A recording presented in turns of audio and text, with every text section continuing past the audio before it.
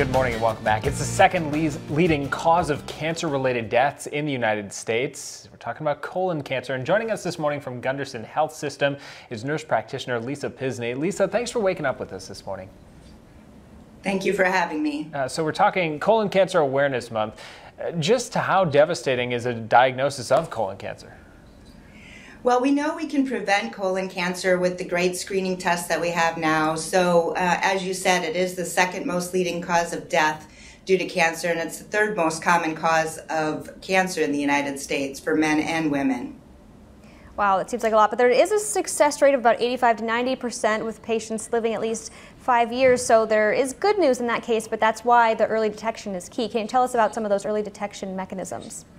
Sure. The earlier we find cancer, of course, the better, and actually prevention of cancer is the best way to go about it. And we know we can prevent colon cancer by removing adenomatous polyps with a colonoscopy. There's also other screening tests like FIT testing, where we check for blood in the stool. There's DNA testing, and there's CT colonography.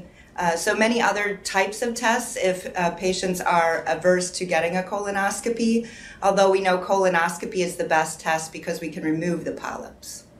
So for those watching at home, when should they start thinking about getting a colonoscopy? So average risk patients should begin at age 50, and there's some studies that say African Americans should begin at age 45. However, if you have any family member with colon cancer or colon polyps, then you should begin about 10 years earlier than they were diagnosed with those diseases. Okay, so there is good news that, there is ways to detect it, and then there is, successful ways to beat the cancer. So any other advice, Lisa, that you'd like to give people out there about this topic?